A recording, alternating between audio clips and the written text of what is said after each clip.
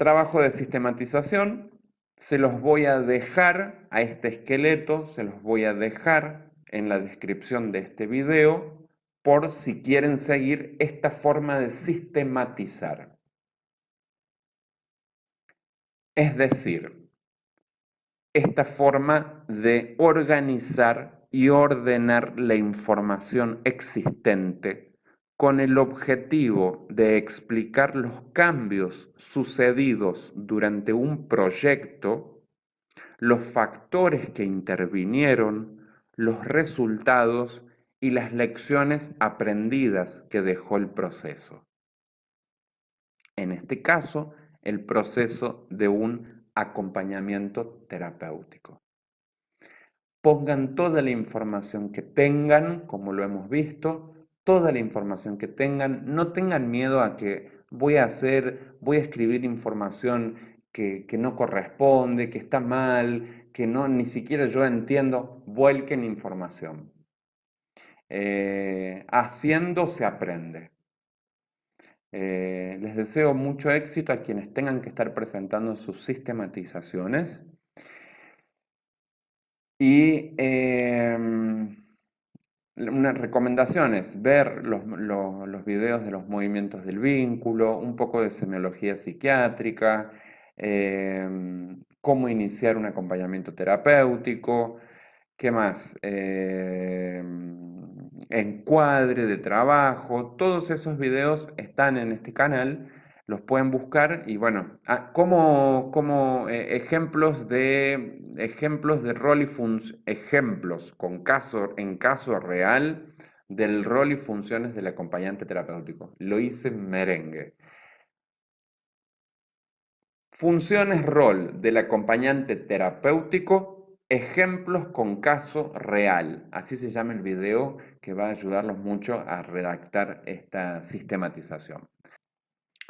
Hola, bienvenidos al Neuma, el espacio donde todos, más allá de las diferencias que podamos tener, somos uno. Vamos a ver cómo hacer la sistematización de un paciente en el caso que seas acompañante terapéutico.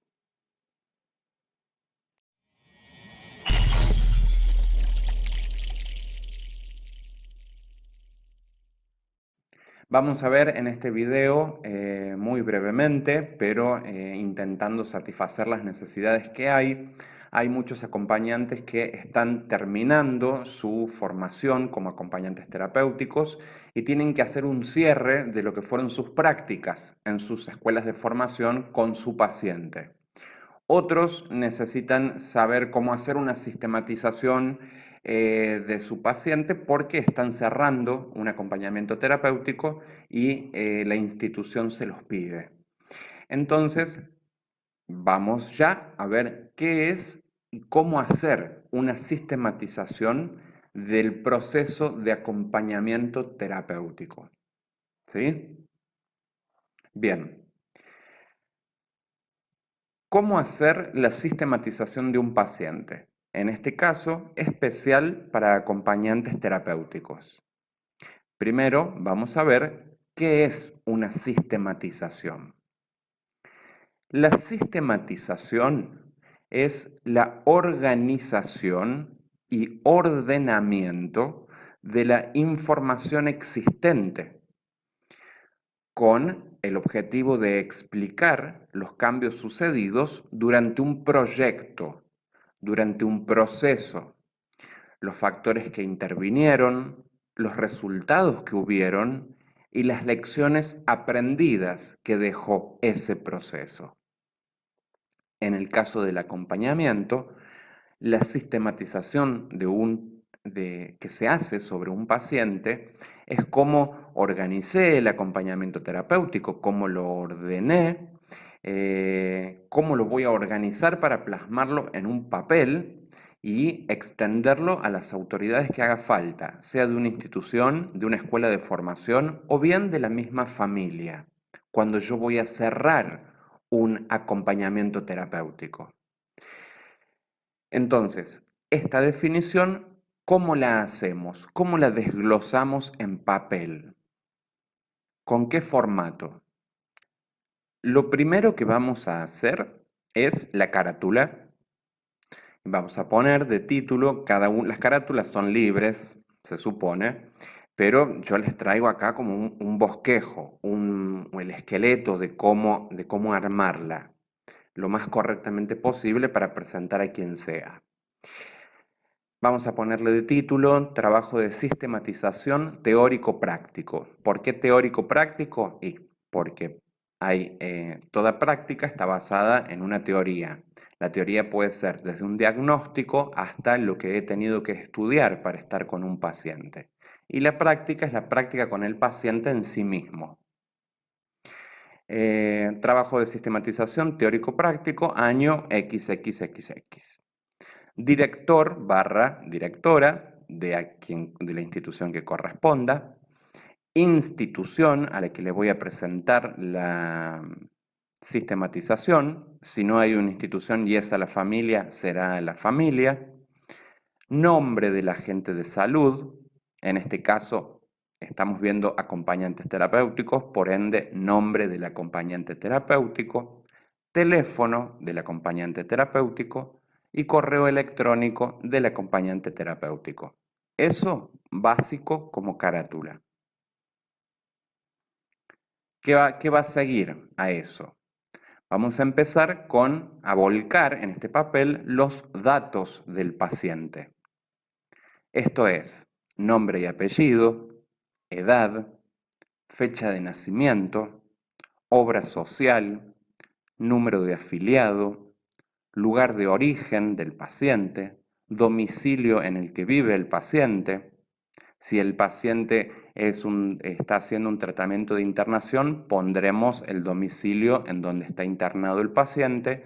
Y si el paciente hace un tratamiento ambulatorio, pondremos el domicilio donde viva, de su casa. ¿Sí? Estudios cursados del paciente, ocupación del paciente. Vale aclarar que si el paciente es jubilado o pensionado, bueno, se pondrá ocupación, pensión por invalidez, jubilado, médico jubilado, bueno, la ocupación que sea, carpintero, lo que sea. Vamos a seguir con los datos del paciente con la composición familiar.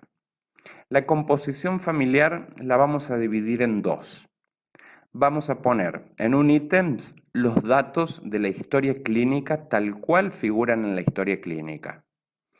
Es decir, en toda historia clínica aparece toda la filiación del paciente. Si está bien hecha la historia clínica, claro. Es cierto que no todos los acompañantes terapéuticos tienen acceso a la historia clínica, pero cuando hay que presentar un trabajo de sistematización, sea para una familia, una institución o una escuela de formación, no hay impedimento en acercarse a hablar con el psiquiatra que maneja la historia clínica del paciente, o la psicóloga o el psicólogo que maneja la historia clínica del paciente, el que esté a cargo de su historia clínica, y le decimos, ¿podremos ver más o menos qué datos figuran de la composición familiar del paciente en su historia clínica? Entonces, se las van a prestar para que la lean en el lugar. No se les puede sacar foto, no se puede hacer fotocopia, nada, porque es totalmente un documento privado del paciente, pero sí podemos, o nos lo pueden decir el mismo psicólogo a cargo, terapeuta a cargo, psiquiatra a cargo o asistente social a cargo, que tenga la historia clínica. Entonces vamos a anotar en esta sistematización como composición familiar, primero los datos de historia clínica. Y en segundo ítems vamos a poner la composición familiar emitida por el paciente, es decir, la que el paciente nos ha contado a lo largo del tratamiento de acompañamiento terapéutico. ¿Por qué hacemos esta división? Porque una cosa es la veracidad de cómo está compuesta el árbol genealógico del paciente, y otra es la que el paciente considera como familia o tiene más presente. Porque puede haber una gran familia atrás de un paciente, pero el paciente solo acordarse o tener en cuenta o hablar en los encuentros de acompañamiento terapéutico solo de su madre y un hermano, su padre y una tía. Entonces, esto es lo que vamos a diferenciar en estos dos ítems. Si no tenemos acceso a la historia clínica, nos vamos a guiar por los datos emitidos por el paciente, más lo que podamos indagar a través de la familia o el familiar que esté cercano al paciente.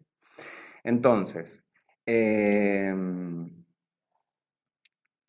unos son los datos duros, los de la historia clínica, y los emitidos por el paciente es para ver qué es lo que el paciente tiene en su psiquis, en su mente, en su corazón, que es lo que nos refiere permanentemente. Esto por un lado. Composición familiar. Siempre es importante conocer el árbol genealógico del paciente. Si no es el paciente el que nos habla, podemos indagarlo en la familia o en el familiar responsable a cargo. Y es bueno indagar cuando se pregunta por la composición familiar, que no sea de historia clínica, indagar, y bueno, si el abuelo falleció, ¿de qué falleció? Si hay un hermano enfermo, bueno, ¿cuándo enfermó? ¿De qué enfermó? Cosa de ir armando en esta descripción de la composición familiar una especie de genograma de árbol genealógico para ver todas las patologías existentes en la familia. Si hay una tía que falleció de cáncer, si hay una mamá que falleció de Alzheimer, si hay, no de Alzheimer, con Alzheimer, si hay, a ver, para ver qué es lo que hay en ese árbol genealógico, ¿sí? ¿Qué antecedentes de lo que sea hay? Pueden ser también una diabetes, no tienen que ser enfermedades psíquicas únicamente, podemos hablar de enfermedades clínicas. Indagando, preguntando. Entonces, en composición familiar vamos a poner los datos de historia clínica y datos emitidos por el paciente. Lo más que podamos, lo más completo que se pueda. ¿Cómo lo vamos a seguir? Con los datos del tratamiento del paciente.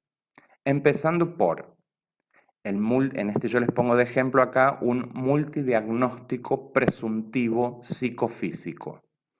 ¿Por qué puse de ejemplo multidiagnóstico? Porque los pacientes generalmente tienen más de un diagnóstico. Generalmente, también puede ser uno solo, que es el psíquico, si el acompañamiento es simplemente para una situación, una circunstancia de una enfermedad psíquica. Bueno, un multidiagnóstico presuntivo psicofísico hace referencia a muchos diagnósticos presuntivo porque se presume, porque nada es siempre tajante sí o sí, psicofísico, psiquis y físico. En este ejemplo, el multidiagnóstico presuntivo psicofísico, el paciente que les pongo de ejemplo tiene una esquizofrenia de tipo paranoide, obesidad, artrosis, incontinencia urinaria. Es decir, vamos a poner todos los datos lo más completo posible. Dado este diagnóstico presuntivo del paciente, bien, vamos a poner qué tipo de tratamiento recibe el paciente para tratar ese multidiagnóstico o diagnóstico si es uno solo. Tipo de tratamiento, hay un video en el que hablamos de esto, de los tipos de tratamiento.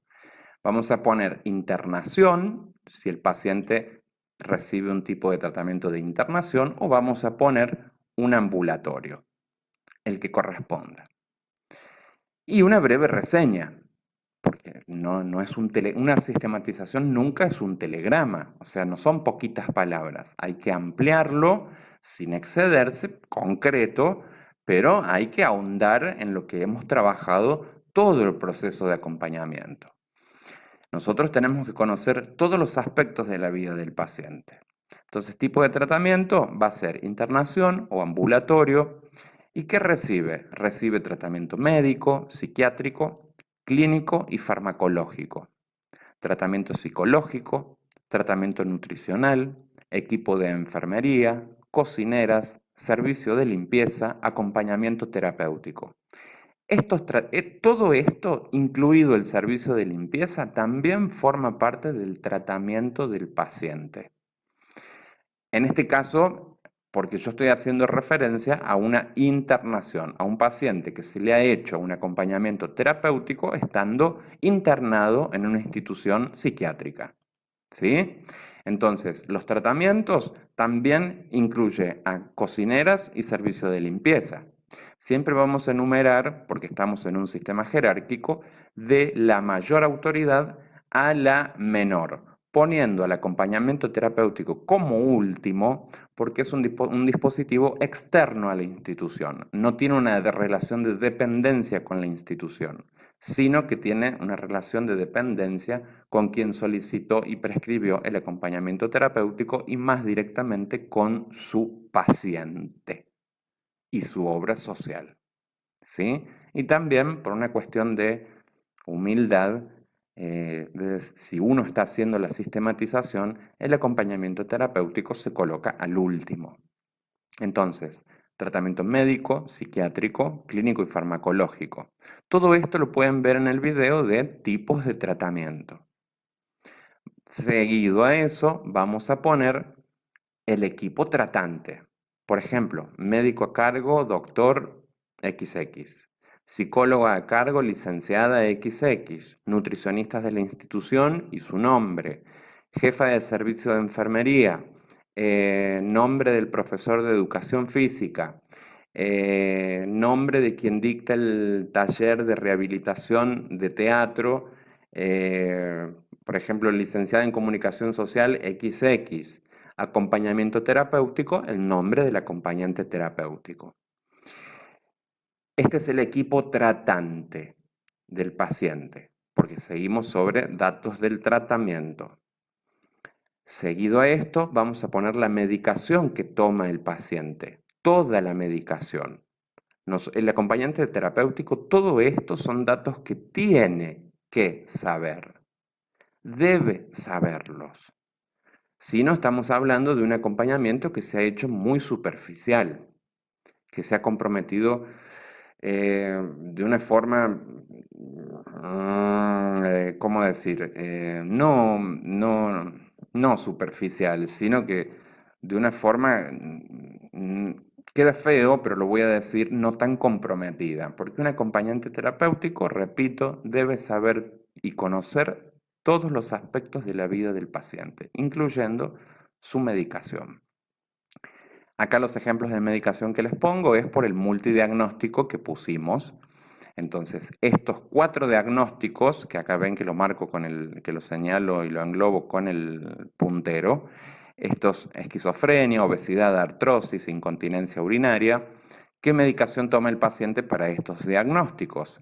Toma clozapina, que es un antipsicótico, levomepromacina, que es un antipsicótico neuroléptico, viperideno, que es un antiparkinsoniano, clonazepam, que es un ansiolítico antipánico anticonvulsivante, glucosamina, que es un antiartrósico, acá vemos el tratamiento de la artrosis, atorvastatina, que es un hipocolesterolemiante y un hipolipemiante, por la obesidad. Vemos cómo cada medicamento se corresponde con un diagnóstico. Y darifenacina, que es un antagonista muscarínico antiespasmódico vesical que se recomienda para la incontinencia urinaria. Esta es la medicación que toma y le vamos a agregar a esta sistematización cómo las toma. Es decir, como figura acá en el cuadro, medicación / hora. Por ejemplo, este paciente toma 100 miligramos de clozapina, a las 8 de la mañana toma 1,5 comprimidos, a las 12 del mediodía toma un comprimido, a las 16 horas toma un comprimido y medio de 100 miligramos, cada comprimido. La levomepromacina, 25 miligramos, a las 8 de la mañana toman medio comprimido, a las 12 del mediodía medio comprimido y a las 16 horas un comprimido. Y así con cada droga, con cada medicación que tome el paciente. O sea, el esquema, el acompañante lo tiene que conocer. El acompañante no prescribe medicación, pero tiene que saber cómo toma la medicación el paciente. Y acá, como ejemplo, les aclaré, porque para el diagnóstico de obesidad vemos que lo único que se está tratando es el hipocolesterolemiante o hipolipemiante, que es la atorvastatina, ¿sí?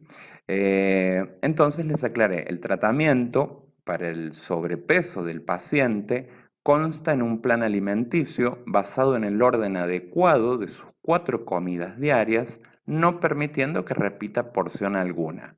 Esto es lo que la nutricionista de la institución está trabajando sobre el paciente para tratar la obesidad.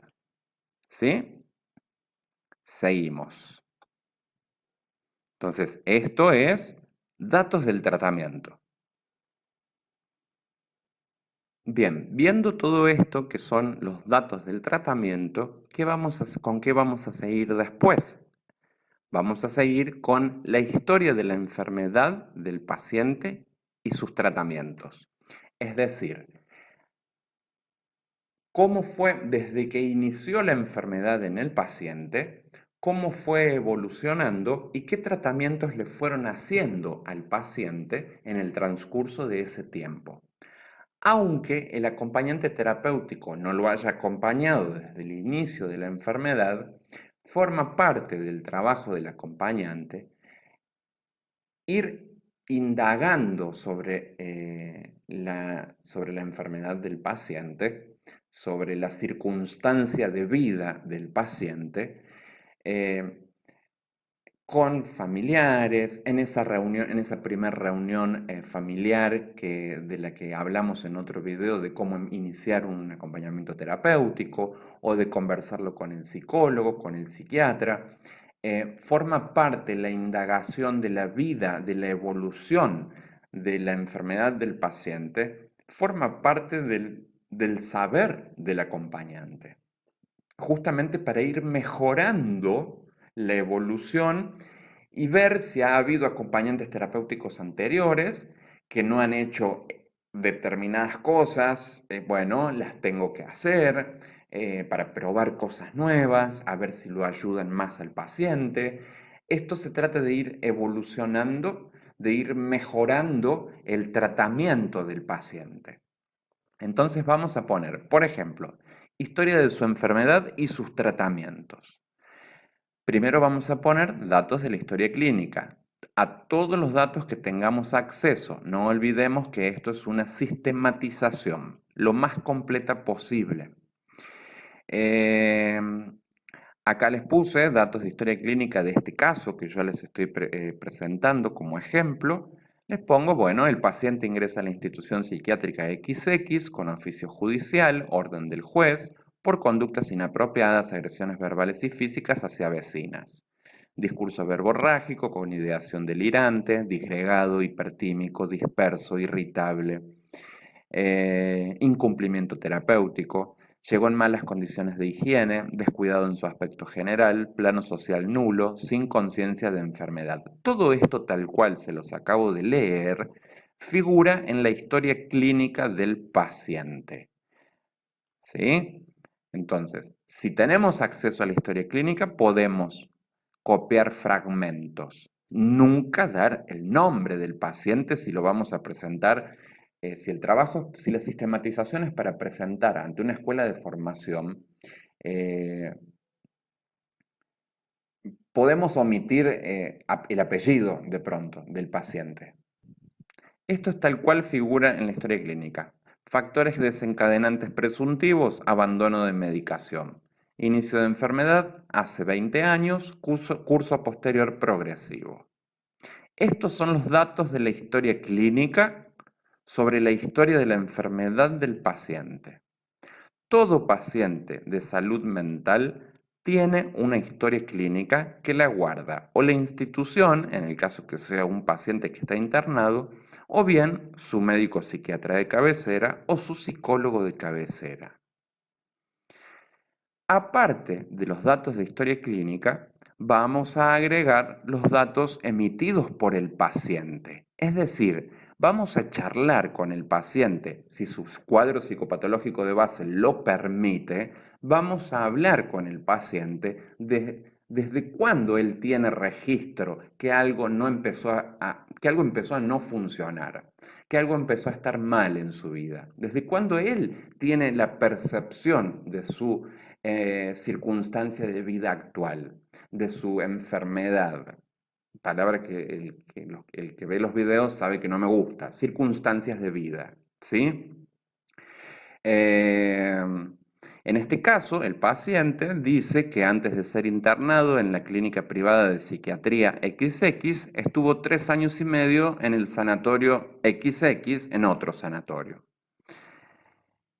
Y le agrego, se desconocen, tanto por medio de la historia clínica como por el paciente, datos de internaciones o intervenciones médicas, psiquiátricas y o clínicas anteriores. Es decir, vamos a poner todos los datos que conozcamos, los vamos a poner en la sistematización. Si no tenemos acceso bajo ningún punto de vista a la historia clínica, indagaremos al familiar, al profesional de cabecera y con el mismo paciente para ver qué percepción tiene de su realidad. ¿Sí? No olvidemos también que una sistematización le va a servir a todo el equipo interdisciplinario o al futuro acompañante terapéutico que tome el caso o a su mismo psicólogo, a su mismo psiquiatra. Todos vamos aportando, cada uno desde el área que le corresponde, va aportando conocimientos para la mejora del tratamiento, para mejorar la forma en que se lleva adelante el tratamiento. Una vez dada la historia de su enfermedad y sus tratamientos, los tratamientos que recibió el paciente, vamos a hacer una conceptualización de la patología psiquiátrica. Es decir, en el diagnóstico que les había mostrado era una esquizofrenia de tipo paranoide. Pues bien, buscaremos bibliografía sobre esquizofrenia de tipo paranoide y la vamos a conceptualizar. ¿Sí? Después vamos a conceptualizar las patologías clínicas, siguiendo el ejemplo que les estoy dando. Y le agrego ahí, se conceptualizan las patologías clínicas, puede observarse entre ellas una cierta relación existente y también con la patología psiquiátrica del paciente XX, aunque no se puede afirmar que sean consecuencias de la misma. ¿Por qué digo que puede haber una cierta relación existente con entre ellas, o sea, entre las patologías clínicas y la patología psiquiátrica? Porque dijimos que tiene obesidad, dijimos que tiene incontinencia urinaria y dijimos que tiene artrosis. Entonces, ¿cuál es la relación que hay? Muchas veces la incontinencia urinaria es una consecuencia de la esquizofrenia. La artrosis muchas veces es una consecuencia de la obesidad. Y así se van relacionando unas con otras. También la obesidad muchas veces es la consecuencia de una esquizofrenia, dependiendo de cómo se presenta en el paciente. Por eso es que yo le agregué en este ejemplo que les estoy dando, es que se observa entre ellas una cierta relación existente. Y se conceptualiza la hiperlipidemia, la obesidad, la artrosis y la incontinencia urinaria. Se conceptualizan. Bibliografía, busco qué es cada uno y lo conceptualizo en la sistematización. Después de esto, vamos a seguir volcando en el papel cuál es el estado actual del paciente. Les pongo como ejemplo, el paciente es respetuoso, comunicativo, tiene escucha atenta, de estado de ánimo estable. En ocasiones manifiesta comportamiento infantiloide, no le gusta que lo molesten o se inmiscuyan en sus cosas, no le interesa participar de las actividades terapéuticas que ofrece la institución. En sus diálogos muestra asociación de ideas para enseguida disociarse cambiando de tema sin relación con la idea principal, presentando ideas delirantes. Es repetitivo por hábito y por falta de memoria. Ahí yo pongo cuál es el estado actual del paciente. Lo que voy a hacer seguido a eso es poner especificaciones concretas. Es decir, voy a fundamentar con hechos concretos el estado actual del paciente. Al estado actual del paciente verán que se usa un poco de semiología psiquiátrica, que recomiendo siempre ver esos videos para que manejemos todos el mismo lenguaje. Pero yo ahora en las especificaciones concretas voy a fundamentar con hechos ese estado actual que hago brevemente arriba. Entonces, un ejemplo de cómo fundamento esto que dije arriba. Habla solo y cuando él mismo registra esta conducta, afirma que habla con la soledad. Cita personas de su pasado, mujeres y un hombre de los que se enamoró, médicos, vecinos de hace más de 10 años, como si el tiempo no hubiese pasado. Vemos cómo la disociación, ya estamos viendo cómo hay disociación, hay delirios. Cuando habla de su vida emocional a nivel pareja, plantea siempre que le haría bien constituir una o bien tener relaciones sexuales pagadas, remarcando que es algo fisiológico en el ser humano. En las salidas extrasanatoriales dice sentirse contento y agradecido y se lo observa motivado, coherente y orientado en el lugar, etcétera, etcétera, etcétera. Presenta dificultad en la relación con la gran mayoría de sus compañeros, exceptuando a unos pocos con los que puede hablar temas de interés personal, social y general, logrando diálogo, ya que así él lo dice y prefiere. Siempre, en toda sistematización, lo subrayo a esto, en toda sistematización es lo mismo cuando se va a fundamentar algo, sea con hechos concretos, sea como lo que el paciente refiere de su historia familiar, de su historia de enfermedad. Siempre que vamos a hablar del paciente que tenemos, lo vamos a hacer en tercera persona. El paciente refiere, el paciente dice, el paciente alega. Nunca voy a decir, para mí el paciente, no, nunca el acompañante terapéutico no interpreta, relata los hechos tal cual suceden y los relaciona con una semiología psiquiátrica, con un diagnóstico, relaciona, ¿sí? Relaciona, no interpreta. Por eso siempre en tercera persona. ¿Qué más, qué otro ítems vamos a agregar a esto que que es el estado actual del paciente? Bueno, en este caso de ejemplo, vamos a poner información complementaria. Bueno, yo me tomé el trabajo de acercarme al servicio de enfermería que conoce al paciente y puse información complementaria emitida, y aclaro, emitida por el servicio de enfermería. Si el paciente vive con su familia y no está en internación, será información complementaria emitida por la familia del paciente. ¿Sí? El paciente presenta, ¿qué es lo que me dice el servicio de enfermería? El paciente presenta aura de brote psicótico, momento en el que se acerca al personal de la institución pidiendo ayuda. En horarios inusuales y esporádicos, se acerca a la sala de enfermería comentando malestar por deseos de violar o suicidarse entre otros. Esto es lo que se llama el aura psiquiátrica, el aura de brote psicótico, perdón, el aura de brote psicótico. Es decir, el aura, lo que empieza a avecinarse y el paciente puede tener conciencia que está por suceder. En este caso, el paciente lo que hace cuando tiene ese aura de brote psicótico, se acerca a buscar ayuda, en este caso, al servicio de enfermería.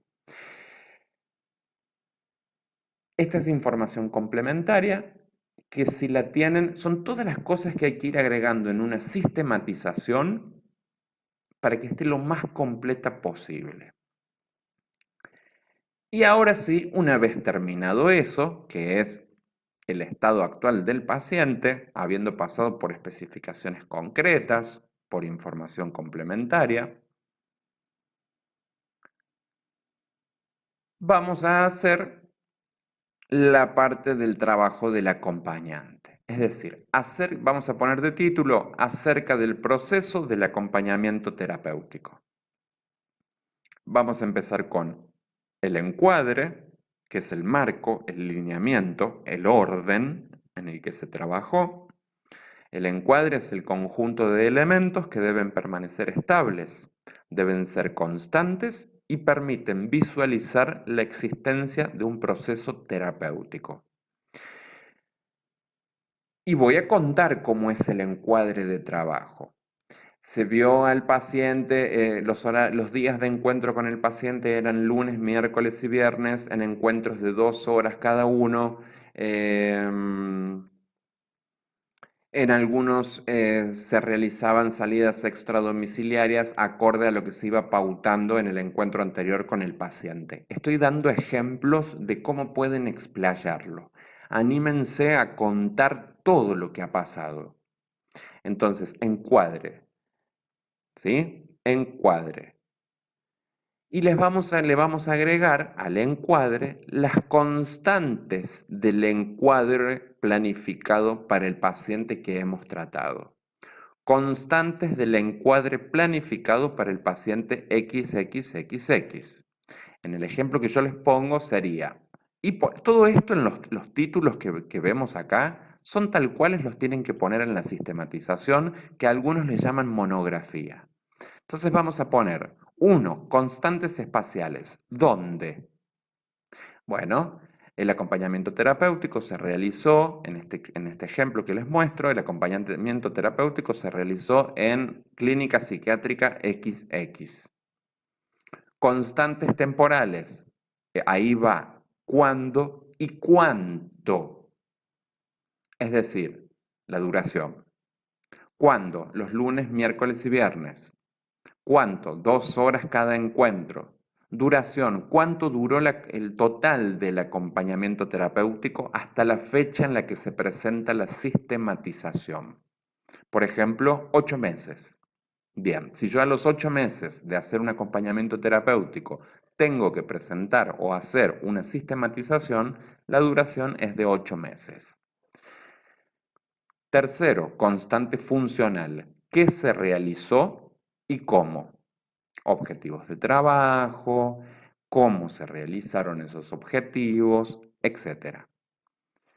Constantes teóricas. ¿De dónde se aprendió y sacó la información para llevar adelante la tarea?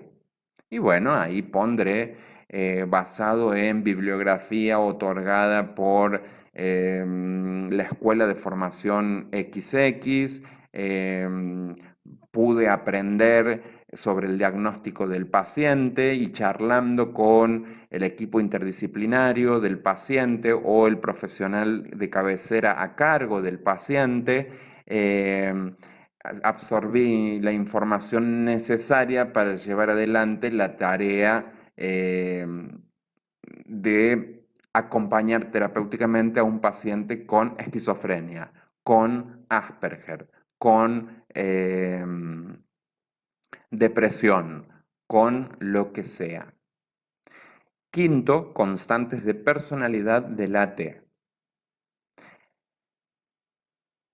Les puse como ejemplo, las constantes teóricas permitieron a la T, es decir, una se nutre de la otra. Todas las constantes en los encuadres, una se nutre de la otra.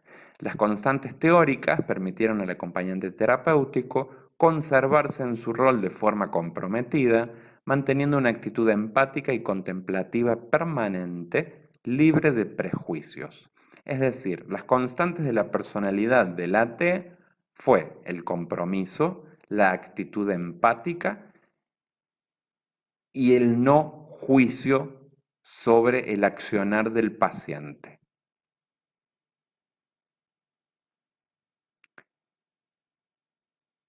Seguimos.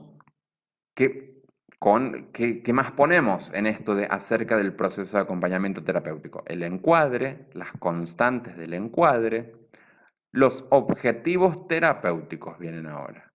Pues bien, el objetivo principal planteado por el equipo tratante y desde el acompañamiento terapéutico fue establecer, consolidar y mantener, de acuerdo a las diferentes evoluciones, etapas y movimientos del tratamiento, un vínculo de confianza con el paciente.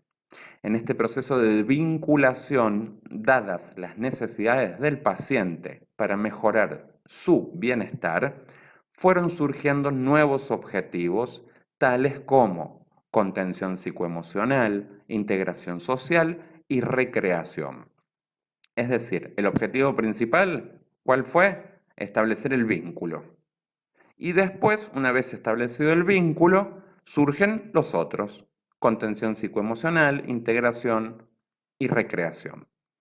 Y ahí voy a ahondar sobre los objetivos.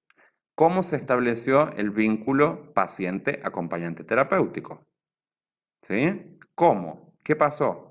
Para esto les recomiendo ver el video de los movimientos del vínculo. Si al principio si inició siendo un vínculo de hipercolaboración y fundamento por qué fue de hipercolaboración, o si fue de negación, o bueno, todo eso lo pueden ver en el video para ir llenando la sistematización con los datos que ustedes tengan de su paciente.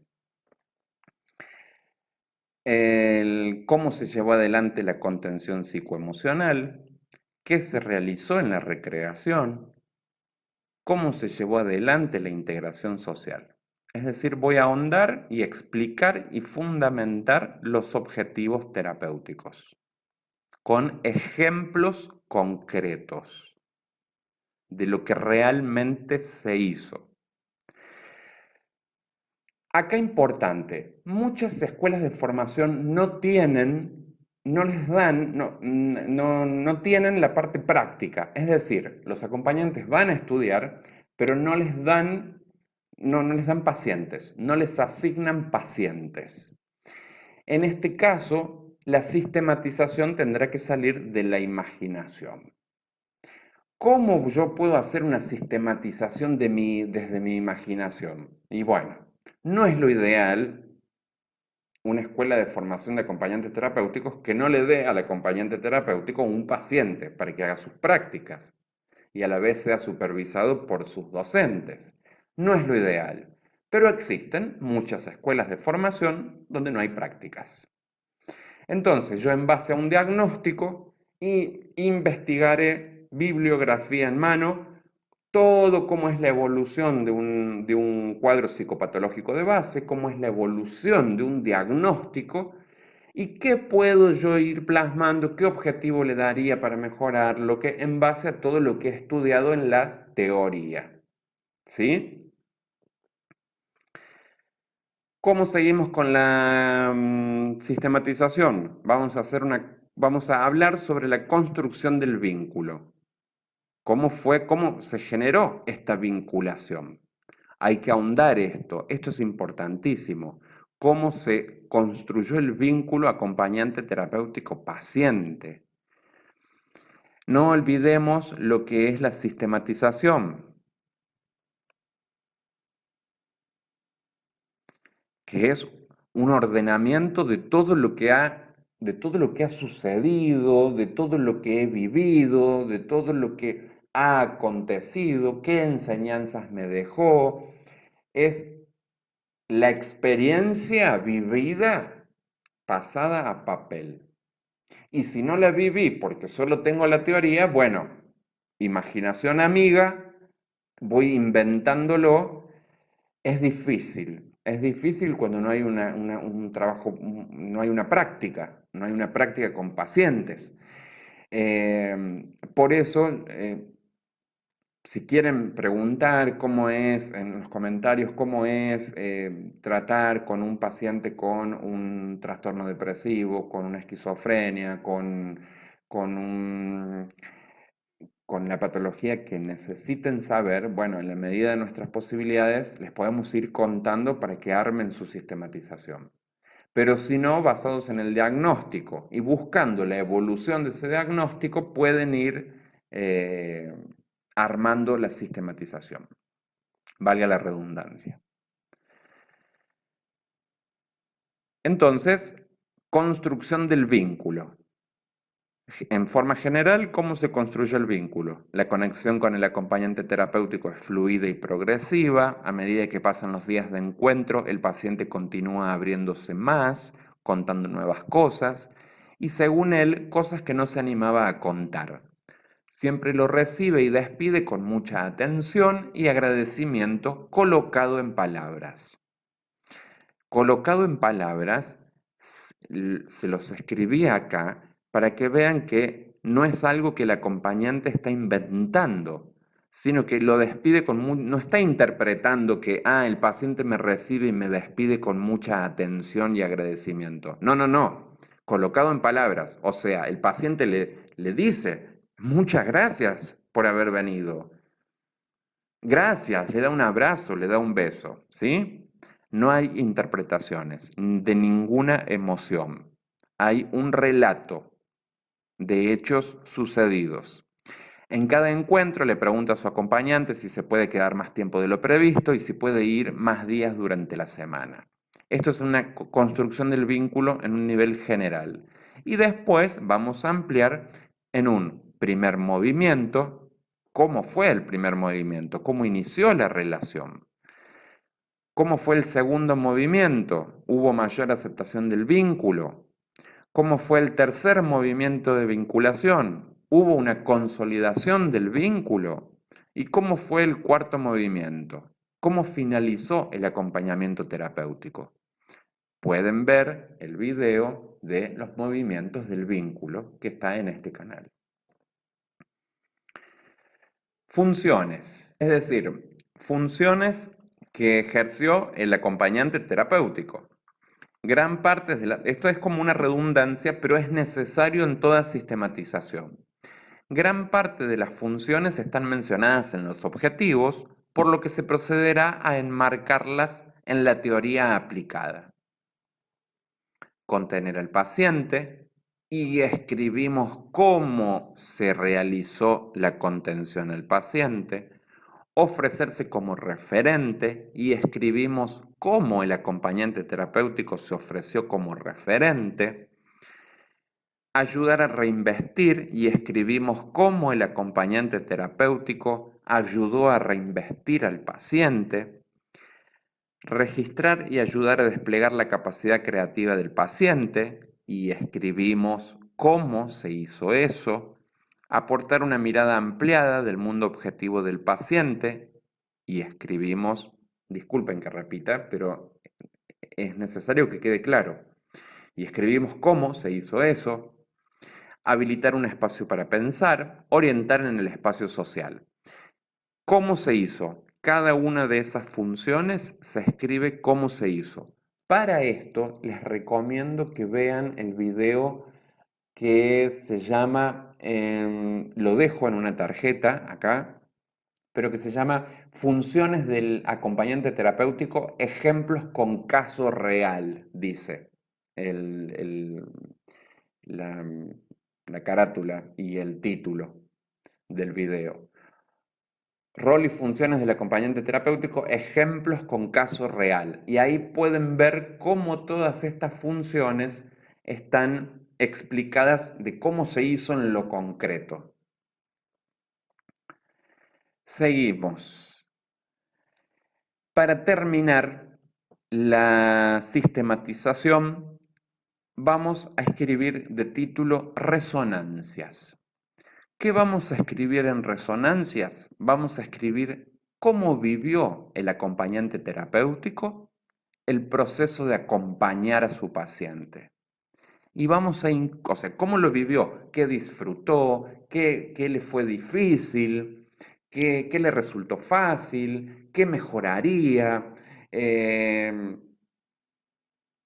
Todo lo que se venga a la cabeza se anota en resonancias. Y vamos a incluir autocríticas. Podría haber hecho esto, pero no lo hice. Podría haber todo, sin darse con un látigo, ¿sí? Pero vamos a incluir autocríticas porque la autocrítica es lo que nos va a hacer siempre mejores profesionales en el presente y a futuro, que son las ganas de mejorarse. Después de las resonancias, vamos a escribir sugerencias para el próximo acompañamiento terapéutico. Es decir, para el que venga delante mío. Si es que viene alguien o si sigo yo, bueno, yo ya sé qué sugerencias tengo que tomar después de un receso con mi paciente. Y por último, la bibliografía de donde saqué cualquier información que haya sacado, que haya puesto en esta sistematización. Por ejemplo, la bibliografía de donde saqué información de la conceptualización de la esquizofrenia de tipo paranoide, la conceptualización de la obesidad, la conceptualización de la hiperlipidemia, la conceptualización de la artrosis, de la incontinencia urinaria, de dónde saqué yo esa información. Y cualquier información extra que haya vertido que no me pertenezca. Incluso historia clínica del paciente. ¿Sí? Se puede poner en bibliografía. Y acá se terminó el proceso de sistematización sobre la patología de un paciente. Sé que los videos se hacen largos en este canal, pero son videos que tienen que ser largos. Porque lo que es cortito y hay cosas que no se pueden sintetizar mucho. Entonces, yo les agradezco la paciencia porque hay videos realmente largos y que los miran mucho y que despiertan dudas, que es la idea, sembrar dudas, que cuestionar y por qué así y cómo lo hago, es la idea, es la idea. Y es la idea también que cualquier duda, interrogante que tengan, lo pregunten, porque estamos para ayudar en la medida de nuestras posibilidades, ayudar a que todos los acompañamientos terapéuticos crezcan y se autosuperen. Porque como siempre decimos acá, la tarea y el trabajo del acompañante terapéutico es sutilmente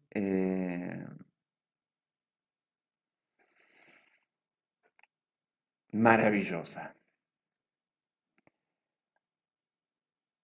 Trabajo de sistematización, se los voy a dejar a este esqueleto, se los voy a dejar en la descripción de este video por si quieren seguir esta forma de sistematizar.